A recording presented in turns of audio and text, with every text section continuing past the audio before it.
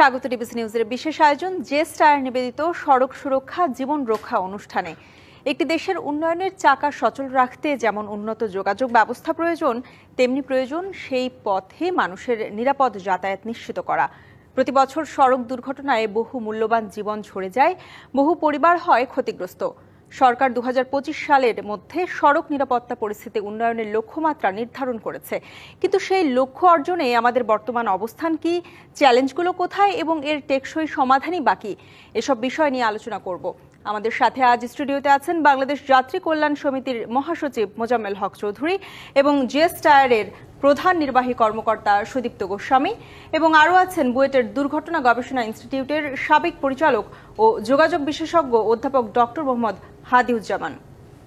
আপনাদের তিনজনকে আজকে আমাদের স্টুডিওতে স্বাগত জানাচ্ছি। শুরুতে আমি মোজাম্মেল হক চৌধুরী আপনার কাছে আসতে চাই যে একটি সরকারি হিসেব মতে শুধুমাত্র গত মাসে অর্থাৎ সেপ্টেম্বর মাসেই সড়ক দুর্ঘটনা ঘটেছে 435টি এবং এতে নিহত হয়েছেন 409 জন। আপনার কাছে জানতে চাই যে সরকার কর্তৃক নির্ধারিত নিরাপদ সড়ক 2025-এর যে লক্ষ্যমাত্রা আছে, এটি অর্জনে পরিবহন খাতের পক্ষ থেকে কি ধরনের চ্যালেঞ্জের সম্মুখীন হতে হচ্ছে? দেখেন, আসলে আপনি যে লক্ষ্যমাত্রার কথা বলছেন, এখন আমরা প্রায় 25 সালের শেষ সময়ে এসে দাঁড়িয়েছি। এই লক্ষ্যমাত্রাটা আসলে নির্ধারণ কখন হয়েছে, যদি আমরা একটু পেছনে যাই, দেখতে পাই এটা 2010 সালে এই লক্ষ্যমাত্রাটা 20 সালের জন্য স্থির করা হয়। 20 সালে যখন আমরা এই লক্ষ্যমাত্রা অর্জন করতে ব্যর্থ হই, তখন এটা 25 সাল পর্যন্ত সম্প্রসারণ করা হয়। আমরা আমাদের এখন পর্যন্ত তথ্যপাত্র যা আছে, এটা হয়তো আমাদেরকে আগামী 30 সাল পর্যন্ত সময় দেয়া হবে। এখন কথা হচ্ছে, আমরা কিন্তু একটা বড় সময় পার করে এসেছি। আমাদের যে লক্ষ্যমাত্রা জাতিসংঘ কর্তৃক নির্ধারিত যে লক্ষ্যমাত্রা, এই লক্ষ্যমাত্রা একটা বড় সময় কিন্তু আমরা পার করে এসেছি। আর যদি আমরা 30 সাল পর্যন্ত সময় পাই, তাহলে কিন্তু আমরা 5 বছরের জন্য সময় পাবো। ইতিমধ্যে আপনার প্রতিবেদনে বলছেন আমরা 25 সালে আমরা শেষ সময়ে এসে দাঁড়িয়েছি। আচ্ছা, শেষ সময়ে আমাদের যে লক্ষ্য স্থির করা হলো, এই লক্ষ্যের সাথে সাথে কিন্তু আমরা 2010 সালের দিকে একটা এসটিপি তৈরি করেছিলাম, যেটাকে আমরা কৌশলগত পরিবহন পরিকল্পনা বলি। আসলে কৌশলগত পরিবহন পরিকল্পনা আসলে কী ছিল? আমরা ওই কৌশলগত পরিবহন পরিকল্পনার কোন অংশে আছি? এই কৌশলগত পরিবহন পরিকল্পনায় প্রধান প্রাধিকার ছিল পথচারী, যেটা আমার সড়ক দুর্ঘটনার প্রায় 50% কাছাকাছি। আমাদের যে তথ্য উপাত্ত বা সরকারি যে তথ্য উপাত্ত, বুয়েটের যে গবেষণা, সব মিলিয়ে আমরা দেখতে পাই আমাদের প্রাণহানির 50% পথচারী মারা যাচ্ছে। এখন পথচারী মারা যাওয়ার জন্য এসটিপিতে যেটা কৌশলগত পরিবহন পরিকল্পনায় ছিল, প্রধানতম প্রায়োরিটির জায়গা ছিল নিরাপদ পথচারী যাতায়াতের ব্যবস্থা করা। এটার জন্য নিরাপদ ফুটপাত, উড়াল পথ, আন্ডারপাস, এসব ব্যবস্থা করা। এখানে আমরা আসলে অর্জন কি করেছি? আমরা যদি এখানে দেখতে পাই, বাংলাদেশের জাতীয় মহাসড়কগুলোতে দেখলে কোনোটাতেই ফুটপাত নেই। যদি আমরা শহরগুলোতে দেখি, কিছু কিছু জায়গায় ফুটপাত আছে, কিছু কিছু জায়গায় ফুটপাত আছে যেগুলো আমরা ব্যবহার করতে পারছি না, কিছু কিছু জায়গায় ফুটপাত নেই। তাহলে আমরা প্রধানতম যে পিলার, এই জায়গাতে আমরা একটা হোঁচট খেয়েছি। আমরা দ্বিতীয় জায়গায় যদি যাই, আমাদেরকে সাইকেলের জন্য আলাদা একটা লেনের কথা বলা হয়েছে। সাইকেলের লেনকে আমরা কোথাও করতে পারিনি, করিনি।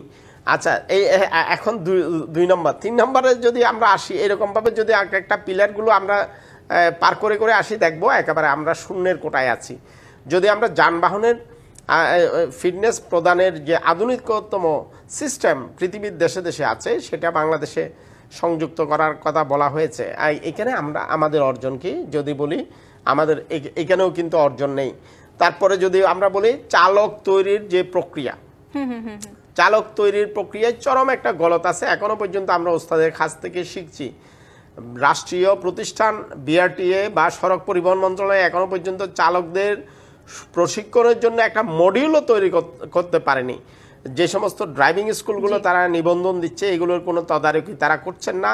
এই স্কুলগুলো হাজারো সমস্যায় জর্জরিত, এবং এই স্কুলগুলোতে কি শেখানো হচ্ছে সেটাও কিন্তু সেটা মনিটরিং আসলে একটা করা হচ্ছে না সন্দেহের এবং জায়গা রয়ে যায়। আমি আপনার কাছে আসবো মোজাম্মেল হক চৌধুরী, আমি একটু আসতে চাই যে সুদীপ্ত গোস্বামী আপনার কাছে, যে সড়ক দুর্ঘটনার একটি বড় কারণ অনেকেই মনে করে যে নিম্নমানের এবং পুরনো টায়ার। আপনার কাছে জানতে চাবো যে কেন জেস টায়ার আসলে সড়ক নিরাপত্তা ক্যাম্পেইনের সাথে যুক্ত আছে?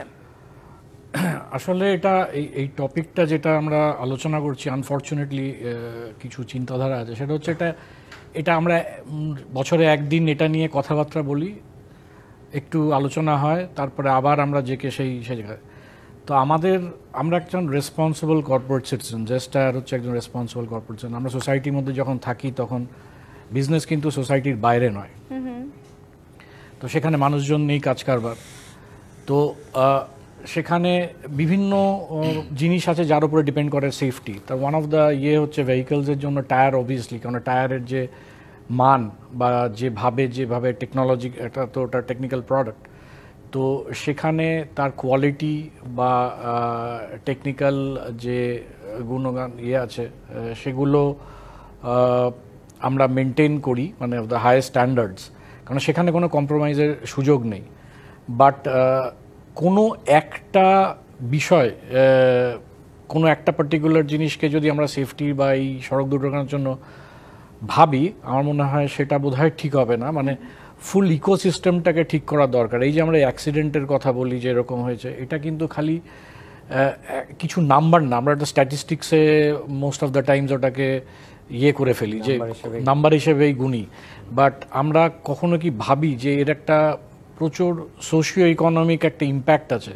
জাস্ট ইম্যাজিন একটা পরিবার, একটা ফ্যামিলি, সেখানে একজন অ্যাক্সিডেন্ট হয়ে হয়তো মারা গেছেন, তার যে ইম্প্যাক্ট, এটা তো আমরা ভাবিই না কখনো। একটা কিছু, এটা জাস্ট একটা আমাদের কাছে নাম্বার, বাট এর পরের যে impact on the society and on the, সেইগুলো নিয়ে ভাববার বিষয় আছে। একটা ইকোসিস্টেম ক্রিয়েট করার ব্যাপার আছে সেখানে।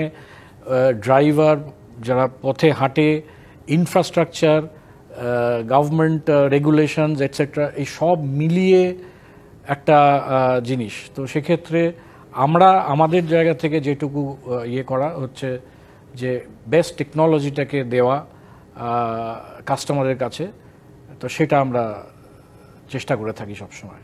জি, আমি অধ্যাপক ডক্টর মোহাম্মদ হাদিউজ্জামান আপনার কাছে জানতে চাই যে অনেকে আসলে যে দেশের যে বড় বড় সড়ক দুর্ঘটনাগুলো হচ্ছে, এগুলোর পিছনে প্রধান কারণ হিসেবে দেখছেন যে সড়ক নকশার ত্রুটি, ট্রাফিক ব্যবস্থাপনার ঘাটতি এবং চালকদের প্রশিক্ষণের অভাব।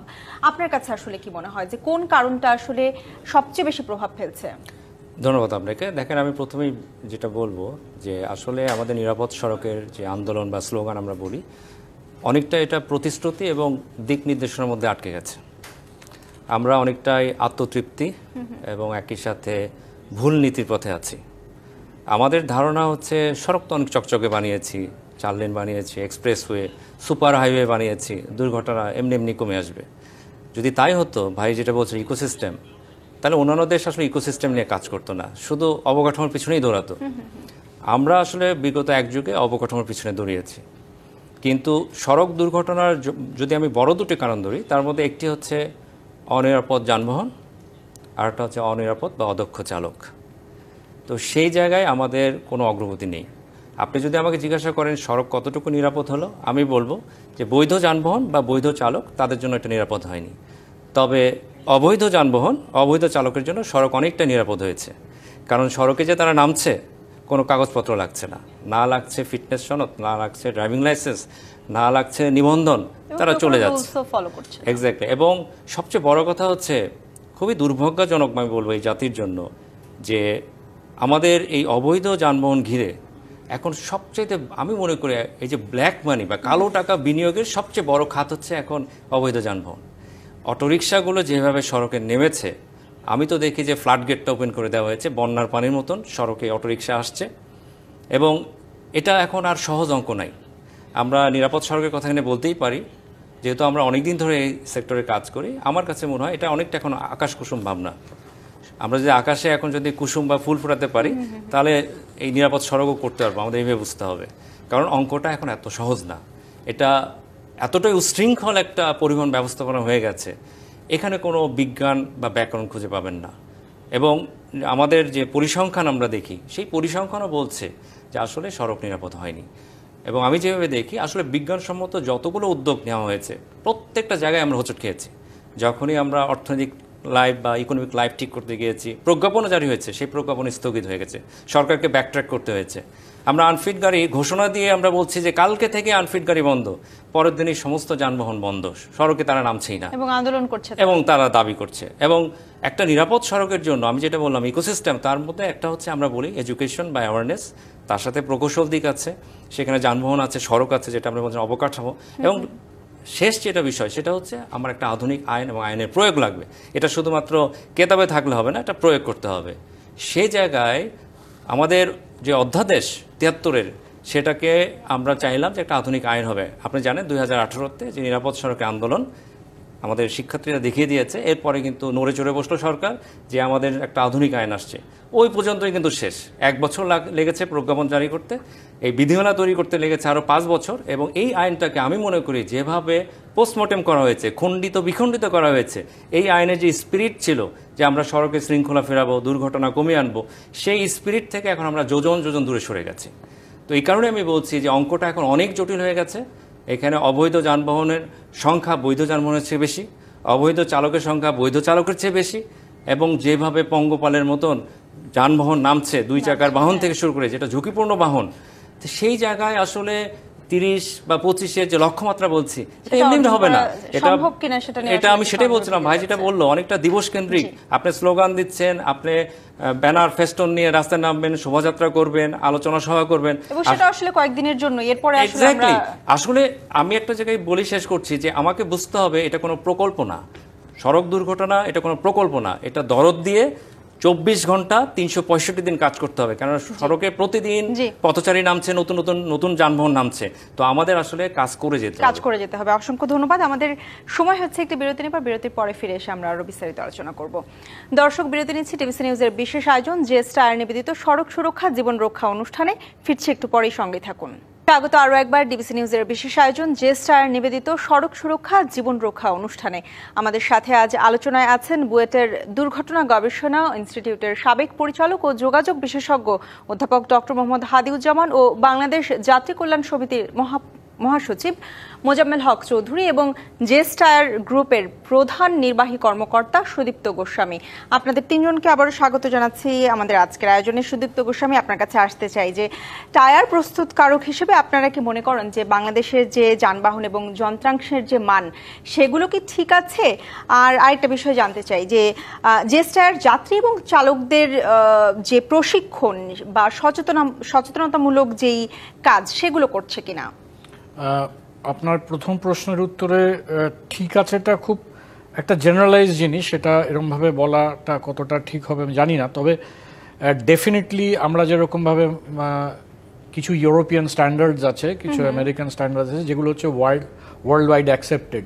এখানে ধরুন ফর এক্সাম্পল টায়ারের কোনো বিএসটিআই স্পেক্স লাগে না, উইচ ইজ মানে এটা একটা গ্যাপ বলে আমাদের মনে হয়। ধরুন আজকে যদি আমরা বিদেশে এক্সপোর্ট করতে যাই বা এরকম কিছু, তখন কিছু স্ট্যান্ডার্ডাইজ টেস্ট প্রসিডিওর্সের মধ্যে যেতে হয়। তো এগুলো তখন আমাদের বাইরের দেশের বা আমাদের ইনহাউস এগুলোর উপর ডিপেন্ড করতে হয়, সেটা সবসময় ওয়াইডলি অ্যাকসেপ্টেবল না। তো অবভিয়াসলি এই জিনিসগুলো দেখার একটা ব্যাপার আছে, এগুলো ইনস্টিটিউশনালাইজ করার দরকার আছে, যেখানে একটা মিনিমাম স্ট্যান্ডার্ডস স্পেসিফাইড থাকবে এবং যারা যারা মার্কেটে আছেন তারা প্রত্যেকটা, এটা স্পেয়ার পার্টসের জন্য বলছি, টায়ারের জন্য বলছি, সব কিছুর জন্যই বলছি। তো এটা একটা প্রয়োজন ওই ইয়ের জন্য। আর অ্যাজ ফার অ্যাজ আমাদের জেসের জন্য কনসার্ন, ডেফিনেটলি আমাদের এটা একটা অনগোয়িং প্রসেস। আমরা একটা প্রোগ্রাম করে থাকি মিলন মেলা বলে, ওটাকে আমরা মিলন মেলা বলি, যেখানে আমরা মেকানিক ভাইদের এবং যত রিটেলার এবং যারা ওয়ার্কশপ এবং ভালকানাইজাররা আছেন, যারা মেইনলি কাজ করেন আর কি গাড়ির ইয়েতে, তাদেরকে নতুন টেকনিক, নতুন প্রোডাক্ট সম্বন্ধে, প্রোডাক্টের এফিকেসি এবং এগুলো নিয়ে বোঝানোর, এগুলো আমাদের ক্রমাগত প্রোগ্রাম হতে থাকে। সারা বছরের ক্যালেন্ডার তৈরি থাকে এবং সারা দেশ জুড়ে বিভিন্ন উপজেলায়, জেলায়, বিভিন্ন ডিস্ট্রিক্ট হেডকোয়ার্টার্সে গিয়ে আমাদের টিম এবং যারা কাস্টমার সার্ভিসের আছেন তারা গিয়ে এই প্রোগ্রামগুলো করে। তাতে করে সমানে প্রোডাক্ট নতুন নতুন কী কী ডেভেলপমেন্টস হচ্ছে এবং কিভাবে ধরুন টায়ার অ্যালাইনমেন্ট মানে কি বা টায়ার ব্যালেন্সিং মানে কি, সেটা না করতে পারলে কি কি ক্ষতি হতে পারে গাড়ির কি ক্ষতি হতে পারে এবং আলটিমেটলি ওনারের কি ক্ষতি হতে পারে, সেগুলো আমরা ক্রমাগত করতে থাকি অ্যাজ আ প্রসেস। অসংখ্য ধন্যবাদ। আমি মোজাম্মেল হক চৌধুরী আপনার কাছে আসতে চাই যে প্রায়শই আসলে অভিযোগ ওঠে যে বাংলাদেশের অনেক চালকেরই যে লাইসেন্স, সেই লাইসেন্সটা থাকে না, কিন্তু তারপরও তারা দেখা যায় যে একজন প্রধান সড়কেই তারা অহরহ গাড়ি চালাচ্ছে। আপনার কাছে জানতে চাই যে এই যে পরিবহন সমিতিগুলো চালকদের লাইসেন্স দেওয়ার ক্ষেত্রে এবং লাইসেন্স দেওয়ার জন্য যে কঠোর কোনো ব্যবস্থা তারা নিচ্ছে কিনা। দেখুন, আসলে পরিবহন সমিতিগুলো এই ধরনের কোনো ইয়ে করছে না, বরঞ্চ লাইসেন্সবিহীন চালকদের কোনো সমিতি পৃষ্ঠপোষকতা করে না। আপনি যেটা আবার রাষ্ট্রীয় উদ্যোগও পৃষ্ঠপোষকতারা আমরা একটা ইয়ে দেখি, আবহ দেখি। যেমনটি আপনি যদি এখন দেখেন পঙ্গপালের মতো যে ব্যাটারি চালিত অটোরিকশা, এই অটোরিকশা নামছে, তার চালকের লাইসেন্স নাই, এই যানবাহনটিও নিবন্ধিত নয়। আবার ওই যে সিএনজি চালিত অটোরিকশাগুলো দেখবেন, বাংলাদেশে প্রায় 4 লাখের বেশি সিএনজি চালিত অটোরিকশায় নিবন্ধন নেই এবং চালকের লাইসেন্স নেই। এবং আমাদের যে হিউম্যান হলার এবং ছোট ছোট লেগুনা যানবাহনগুলো অপ্রাপ্ত বয়স্ক চালকেরা যেভাবে চালাচ্ছে, এতে স্পষ্ট দেখা যায়। আপনি সড়কে চললেই দেখতে পাবেন অসংখ্য চালক, এই যে আমাদের ডক্টর হাদিউজ্জামান সাহেব যেভাবে বলছিলেন যে বৈধর চেয়ে অবৈধ সংখ্যা বেশি। যেখানে অবৈধ সংখ্যা বেশি হয়ে যায় তখন কিন্তু আইন ফেলিউর হয়।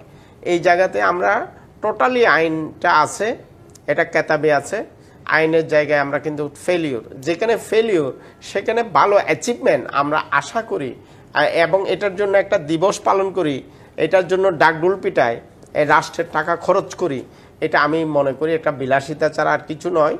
আমার মনে হয় প্রতিদিন আমাদের নিরাপদ সড়ক দিবস অন্তরে ধারণ করা উচিত এবং প্রতিদিন নিরাপদ সড়কের জন্য এই প্রতিদিন যে মানুষগুলো মারা যাচ্ছে, একটা দিন আমরা ডিক্লেয়ার করি যে দিনটা আমরা দুর্ঘটনা মুক্ত রাখতে পারি।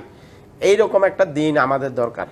এখন এখান থেকে আমাদের মনে হয় একটা শিক্ষা নিয়েই আমরা যদি এগোতে থাকি, তাহলে কিন্তু আমাদের যে কনসার্ন প্রতিষ্ঠানগুলো আছে তাদের মধ্যে একটা চাপ তৈরি হবে এবং তারা জবাবদিহির আওতায় আসবে। তাহলেই কেবল আমি মনে করি এইখানে নিরাপদ সড়ক এটা পালন করা সম্ভব। আমরা একটু হাদিউজ্জামান আপনার কাছে আসতে চাই যে আমরা আসলে যদি একটু ঢাকার সড়কগুলোর দিকেই তাকাই, আমরা ঢাকার সড়কগুলোর দিকে তাকালে কিন্তু দেখতে পাই যে এরকম অসংখ্য বাস আছে যেগুলো খালি চোখে দেখলে বোঝা যায় যেগুলোর ফিটনেস ঠিক নেই। আপনার কাছে জানতে চাই যে এই যে ফিটনেসবিহীন যানবাহনগুলো ঢাকার রাস্তা এবং বাংলাদেশের রাস্তায় চলাচল করছে, এতে আসলে দায়টা আসলে কার? দেখেন, দায় তো কোনো না কোনো পক্ষকে নিতেই হবে। আমি প্রথম দায়টাই দেখি আসলে সরকারি যে অথরিটিগুলি আছে, কারণ বিআরটিএ এখানে একটা বড় রোল আছে। তারাই তো ফিটনেস সনদ দিচ্ছে, ড্রাইভিং লাইসেন্স দিচ্ছে। কিভাবে দিচ্ছে? আপনার একটা পরিবহন সেটা ফিট আছে কিনা এটা যান্ত্রিকভাবে দেখতে হবে এবং কাঠামোগতভাবে দেখতে হবে। কাঠামো না হলে আমি চোখে থেকে বুঝতে পারবো, কিন্তু তার ব্রেকিং সিস্টেম ঠিক আছে কিনা, হ্যান্ড ব্রেক ঠিক আছে কিনা, পায়ের ব্রেক ঠিক আছে কিনা, শক অ্যাবজর্ভার ঠিক আছে কিনা, এটা তো চোখে দেখে দেওয়ার বিষয় না। ভেহিকেল ইন্সপেকশন সেন্টার এটা সব দেশেই আছে, আমাদের মিরপুরে আছে, তাও কোনো সময় কাজ করে কোনো সময় কাজ করে না। কিন্তু ফিটনেস তো শুধু মিরপুর আমাদের এখান থেকে দিচ্ছে না, সারা বাংলাদেশ থেকে ফিটনেস দিচ্ছে। তাহলে আনফিট গাড়ি চলে আসছে। তো এইখানে আমি মনে করি যে প্রথমে বিআরটি এর ফিটনেস আছে কিনা এটা দেখা দরকার। কারণ তারা অনেক সময় বলে যে আমাদের লোকবলের ঘাটতি আছে, আমরা অনেকবারই বলেছি। তাহলে আপনি তৃতীয় পক্ষের কাছে ছেড়ে দেন। আমাদের ঢাকা শহরে অনেকগুলি প্রতিষ্ঠান আছে যারা যান্ত্রিক উপায়ে ফিটনেস চেক করতে পারে। আপনারা সুপারভিশন করেন, মনিটরিং করেন, যেটা সরকারি প্রতিষ্ঠানের দায়িত্ব হওয়া উচিত। তো সেটা তারা করতে চাচ্ছেন না, কারণ এটাকে ঘিরে আসলে একটা অতিরিক্ত অর্থ সেটা উপার্জনের একটা সুযোগ আছে। তো সেই জায়গায় তারা আটকে আছে। এবং পাশাপাশি আমি মনে করি পরিবহন মালিকদেরও কিন্তু অনেক দায়িত্ব আছে। এই যে আমরা টায়ার নিয়ে কথা বলছি, আমাদের মালিকদের রিস্ক পারসেপশন অনেক দুর্বল। তারা কি করছে? রিট্রেডেড টায়ার, পৃথিবীর কোনো দেশে রিট্রেডেড টায়ার ইউজ করবে না। আজকে দুবাইতে যদি আমি পরিবহনে একটা টায়ার লাগাতে চাই, এটা উৎপাদনের বয়স ম্যাক্সিমাম 1 বছর হতে পারবে। সেটা যদি 1 বছর আগে হয় আপনি টায়ার লাগাতে পারবেন না। আর আমরা কি করছি? টায়ার ঘষা খেতে খেতে এটা থ্রেড শেষ হয়ে গেছে, তারপরে লোকালি কি করছে? রাবার গলিয়ে গলিয়ে বসাচ্ছে। না আছে কোনো প্রযুক্তিগত দিক, না আছে তাদের কোনো ধারণা, তারা তৈরি করছে। অর্থাৎ অনেকটা ফেরি করে দুর্ঘটনা বিক্রি করছে তারা। কারণ কি, একটা নতুন টায়ার এক জোড়া কিনতে গেলে 40,000 টাকা লাগে, সেখানে আপনি 20,000 টাকা দিয়ে আপনি হয়তো 2 জোড়া কিনে ফেলতে পারছেন। তার মানে কি, এটা আসলে অনেকটা সেবা খাত না, এটা মূলত হচ্ছে আপনি অর্থ উপার্জনের একটা খাত হিসেবে তারা নিয়েছে। এবং একই সাথে আসলে এই যে আমরা বলছি বারবার, আমাদের বুঝতে হবে যে আমাদের সড়কের রোগটা কিন্তু টেকনিক্যাল না, এটা একটা রাজনৈতিক রোগ। এটা শুরুটা করতে হবে রাজনৈতিক পৃষ্ঠপোষকতায়। এই যে বাস রুট ফ্র্যাঞ্চাইজি আমরা কতবার বলে আসছি, সারা দেশে এটা একটা মডেল, আমরা চালাতে পারছি না। তার কারণ হচ্ছে সড়কে যদি উশৃঙ্খল থাকে, সড়ক যদি বিশৃঙ্খল থাকে, এখানে থেকে আসলে এক্সটর্শন বা চাঁদাবাজির সুযোগ আছে। এবং আমরা যাত্রী ধরার জন্য যে ক্যানাবলিজম দেখি, যে কে কাকে খেয়ে ফেলবে, কারণ হচ্ছে এটা কোনো সিস্টেমের মধ্যে চলছে না, এটা কোনো বিজ্ঞান ভিত্তিক কোনো সিস্টেম এখানে নাই। এখানে আপনি ট্রিপ বেসিসে মৌখিক চুক্তিতে একটা আপনি বাস দিয়ে দিচ্ছেন, ওকে বলছেন দিন শেষে এত টাকা দিতে হবে, ও সড়কে নেমে বেপরা। এই সব বিষয়গুলো আসলে দেখার জন্য কেউ আছে কিনা, এটাও আসলে একটা বড় প্রশ্ন। আপনাদের তিনজনকে অসংখ্য ধন্যবাদ আমাদের স্টুডিওতে এসে আজ সময় দেবার জন্য। ধন্যবাদ। আজকের আলোচনা থেকে এটি স্পষ্ট যে নিরাপদ সড়ক 2025-এর লক্ষ্য অর্জন কোনো একক পক্ষ বা সরকারি প্রতিষ্ঠানের কাজ নয়। এর জন্য প্রয়োজন পরিবহন খাত, যন্ত্রাংশ প্রস্তুতকারক, প্রকৌশলী এবং চালক যাত্রী সহ সকলের সম্মিলিত ও নিরবচ্ছিন্ন প্রচেষ্টা। সকলকে ধন্যবাদ ডিবিসির বিশেষ আয়োজন জেস্টার নিবেদিত সড়ক সুরক্ষা জীবন রক্ষা অনুষ্ঠানে সাথে থাকার জন্য।